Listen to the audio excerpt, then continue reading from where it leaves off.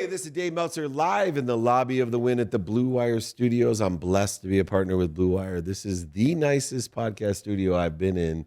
And now I have one of my favorite people. He's visiting us before he goes to the airport, Steve D. Sims. He is an incredible sought-after author, speaker, and coach. And what I love about Steve D. Sims is that he has a real approach to things. There's no BS. There's no fluff. You're probably one of those coaches that, you are Thurbian in nature, which means that you perturbate people by telling them the truth. And I imagine you can manage anyone out of your life by simply exposing what they are. But you wrote this book that is so intriguing to me, Go for Stupid, The Art of Achieving Ridiculous Goals. Obviously, this book is about the limitations that we put upon ourselves. Yeah. Let's go through real quick. What are the most common limitations when you're talking about going for stupid that people put on themselves? Well, the first one is to recognize the word impossible. How many times you go, hey, I want to do this, but it's impossible, but I'm going to go for it. You've already given yourself that excuse, okay? So, in my office, and this is how the whole go for stupid thing came about, whenever we would get someone come to us, we would go, okay, how can we go for a stupid goal on this? How can we make our achievement ridiculous? How can we risk being laughed at? And the funny thing is that last thing that people don't like. You see, we don't care about failing. We don't care about trying and falling over. That's fine. But hey, if someone sees it and can point and snicker, that terrifies us. And in the gotcha society we are in today, that's the biggest thing. Not the fear of trying and failing, the fear of people seeing it. And it starts by us putting that limitation in our head. I'd like to go for this, but it's impossible. Get rid of that. We call it the Voldemort word. You don't say it. You don't give it any power, okay? And then you go, okay, how can we make this stupid? And it's the classic, if I want to make $1 million, great. Don't go for $1 million. Plan for 10 and fail at 5. Right. And and the funny thing was, this was a book of aggravation. During COVID, I was getting aggravated where COVID was the 2-year period of excuses. How many people were out there going, oh my God, I'm not getting to meet my friends anymore. I'm not getting to go to the gym. You weren't going to the gym beforehand, so it's just an excuse. So that was the thing that was bothering me. And I was talking with various people, various friends, and it started going through these things that hold us back, these convenient excuses. And then the gotcha society came along, and we heard this word that we hadn't had before COVID, the cancel culture. Yeah. And everyone, there's almost a tribe out there that are waiting for Dave Meltzer to say something that they can take into a sound nugget and cancel him. It's almost a challenge. They're like the modern Indiana Jones. Let's find something that we can bury this guy with. And that shouldn't be the case. We all make mistakes. We all say silly things. Thank God we never had cameras back in the 70s, 80s when we were growing up. For sure. Pretty sure we did some silly stuff, and maybe some inappropriate things. But that society now, that gotcha society, that cancel culture, is causing us to stop trying for fear of being caught out. And I started looking around at some of the people that I'm happy to be able to work with and call clients, and Elton John, Elon Musk, Richard Branson, Jean-Paul DeJoy, some decent people. Yeah, some big dreamers. None of those care about the snickering. Yeah. None of those people ever go for impossible goals. They go for abstract ridiculous. And I remember walking through SpaceX with Elon Musk once, and he turned around and he went, do you know they'll always laugh at you just before they applaud? And so during COVID, I started putting this together just as memoirs for me. And it started off, it was going to be quotes that I would use on my Instagram page. And then it kind of got a little bit long-winded, and all of a sudden this was a chapter. Before you know it, it's a full-ass book. It is an amazing book, and amazing people have endorsed you as well. Some of the biggest dreamers in the world, including some of my friends there, Jim Quick and Jay Abraham, amazing people that think outside, Joe Polish as well. But there's also some antidotes that I find when people limit themselves. In thinking of kind of how do we frame or react, because people will laugh at you, scoff at you, make fun of you before they applaud you. Yes. And the more you practice getting laughed at, made fun of, and snickered at, what are some of the things that we can use to frame it or to use as an antidote? Because you're a king of this, and I'm thinking of some in my own head, but I want you to share. Yeah, I know. I'm actually talking to a master here. So you know the answers before you've answered me. And you already gave the answer within your question. It's the framing. You see, everyone's frightened of something. And that's fine. We're all frightened of things. It's human reaction. We walk past a bush and it rustles. We're aware. That's what the fear is. It's how we handle that and how we react to that. A lot of people are scared of doing things, so they do nothing. But surely the fear should be not doing things, not trying. I remember you mentioned Joe Polish. Joe Polish turned around to me once and he said, the definition of hell is to meet the man or woman you could have been. Ooh. Now that terrifies me. It terrifies me not to make risks, not to travel, not to take opportunity. I need to do those things because if I stay still and avoid that, I become stationary, stagnant, and die. Anything that stands still dies. So that should be the fear. So what we first of all got to do is recognize what's holding us back and then reframe it. Are you scared of trying or are you scared of people laughing at you? And the people that are laughing at me and you, we get laughed at a lot. And we've got haters and we've got those little cretins out there that, you don't know what you're talking about. While they're kind of like, doing that shift at Staples. Those kind of people, it doesn't matter. And they always say, be so successful you have haters. Sadly, it comes with the territory. Yep. You've just got to know how to frame it. And you've also got to notice, should I be listening to those? And you say about the antidotes and the kind of correction. The saddest, toughest thing that you guys have got to realize for anyone that's listening out there is, first of all, you've got to know who your circle is.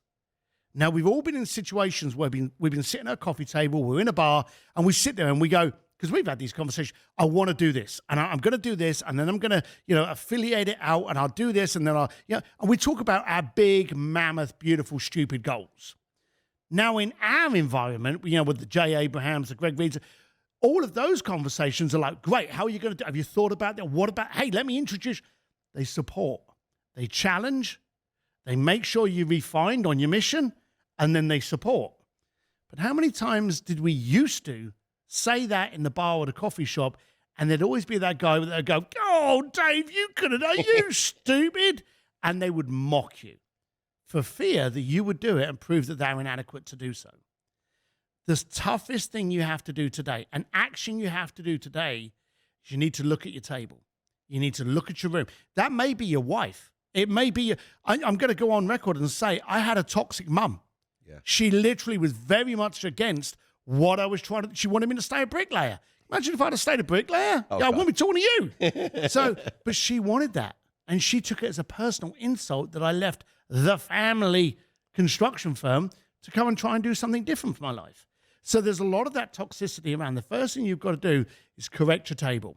And it goes into the people that have actually had to do that. So that, I would say, the biggest and toughest thing to do first. And sitting at the table with you and our group of friends that sit at the table, one of the greatest lessons is how do we take energy out of the hater? And I will personally tell you, I think it's one of my superpowers. And whether it was David Corbin with illumination or a variety of different techniques, to not give it energy is one thing, but how do you take the power out of a hater? When someone comes at you with judgment, condition, or attacks behind your back or on social media, how best do you take the power out of or energy out of those haters? Well, the first thing you've got to do is you've got to be you, okay? Because you can't be strong if you're standing on stilts. So if you've made up this... Say that again, I laughed. I actually just made it up on the spot. Is it really? We should get that on a t-shirt. Good, man. Yeah. Take that one. You cannot be strong standing on stilts. I heard it. So if you've created a persona, an alter ego, a facade of who you are, because you're shy about being you, if you've done that, then you can easily be destroyed. So when the haters come at you for being, oh my God, he's so crude or he's so direct, if you are kind of not strong in that position, it can affect you, it can hurt you, it can crack you, it can crumble you, okay? But if you're strong in who you are, if people have literally moaned at me, and this is a ridiculous thing, people have moaned at me about my earrings. People have actually turned, and I'm a 55-year-old biker. I'm going to die with it. I don't even think I can take these things out anymore. But people have literally gone, he's 55 years old, shouldn't he grow up and get rid of the eyebrow ring? And they've literally said, I'm like, nah. That's it. That sounds like your answer. you don't hear it. And I think one of the things that I learned very early on was value the person that's actually saying it. Now, if I got a text from you, a call from you, and you're like, Sims, what are you doing here? I'm going to listen. Why? because of the source. But if I've got someone just jumping on Facebook and they're just like, oh, look at that fat bloke on a motorbike, he thinks he's tough. Can't hear it. It's a gnat. Go away. So that's how I handle it. But you've got to be strong enough to be you. And here's something for people out there. And this will amaze you. It takes 0% for me to be me in effort. I love it. So as long as you are you and you show up, no one can ever attack you. And beyond that, too, there's a saying that changed my life from a neighbor of mine because I wanted people to love me. And this is part of the limitation. I wanted everyone to love me. Yeah. And I love the statement, I'd rather people hate me for who I am than love me for who I'm not. Beautiful. And it's a big problem with people, nice people especially, that feel as if, well, I don't want to hurt anyone's feelings. And I used to, that saying by Marianne Williamson about liberating your light so others can liberate theirs. I would actually take my own thoughts and attribute them to other people because I was afraid that people wouldn't think they were warranted or credible or whatever. So I literally would come with my own ideas that I have today and say, well, Steve Sims told me that, it's, be more interested than interesting. And like, oh, that's an amazing thing. And then I think to myself, why didn't I just take credit for it? Yeah. Why do you think it is that we want everyone to love us? And does that come from our family background or that approval that we need? I think it's generational. We both remember a time that there was no Instagram. There was no social media to prove how inadequate our lives were. So I think we came from a point that we had to look at our neighborhood and those close to us. And we were actually talking with someone and we could gauge from their face and from their body language if we were connecting, okay? And there was only a few people. We say a message now. This show will reach people all over the planet. It will trigger someone from a country that we probably can't even spell. We have no idea. Once it's out there, it's out there. But that wasn't the case when we were younger. So at that point in time, we wanted to make sure that we were a contributing member of our neighborhood. So we had to fit in, even when it was going against us.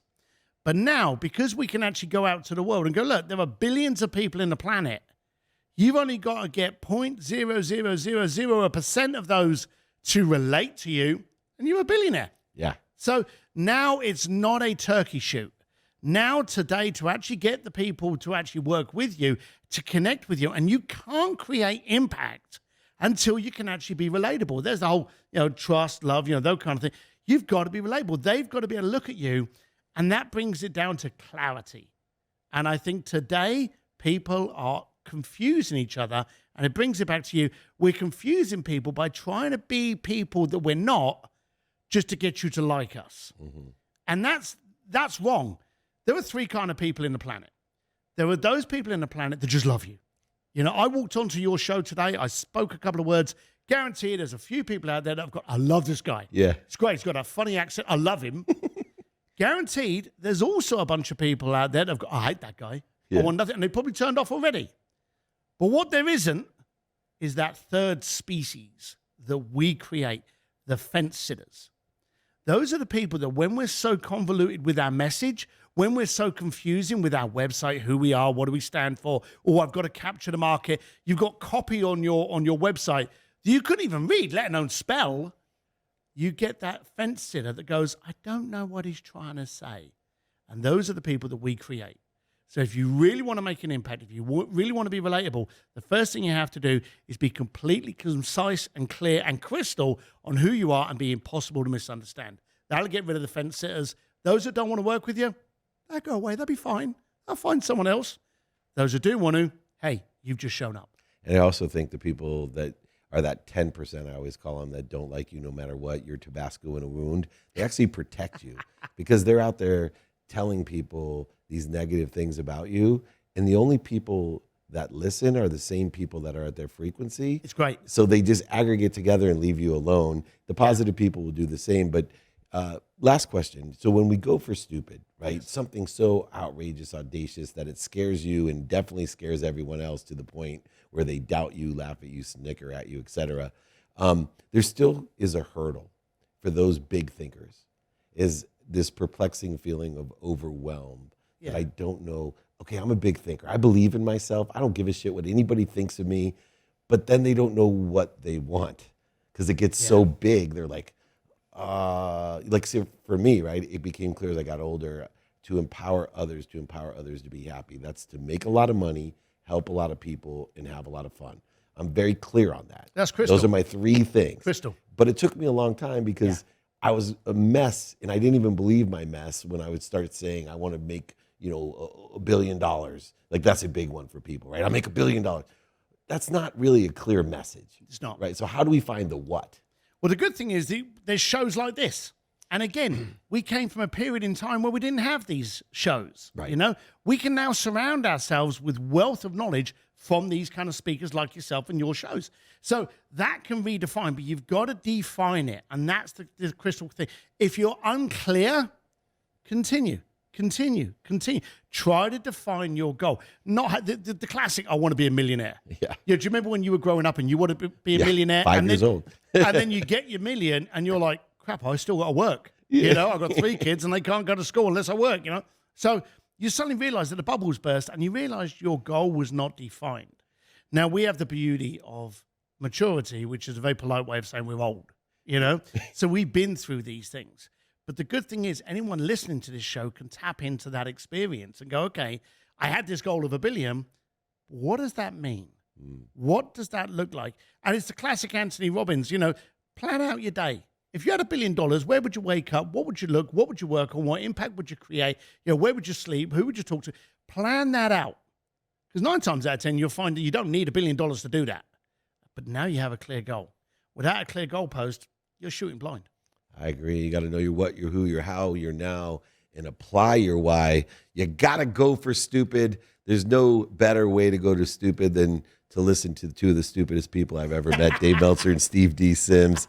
It's an amazing thing to be radically humble. I appreciate you stopping by, my friend. You got to do this again. Thank you so much. The incredible Steve D. Sims. Go for stupid, the art of achieving ridiculous goals. This is David Meltzer as they pile up outside at the Wynn here in the lobby, the Blue Wire Studios.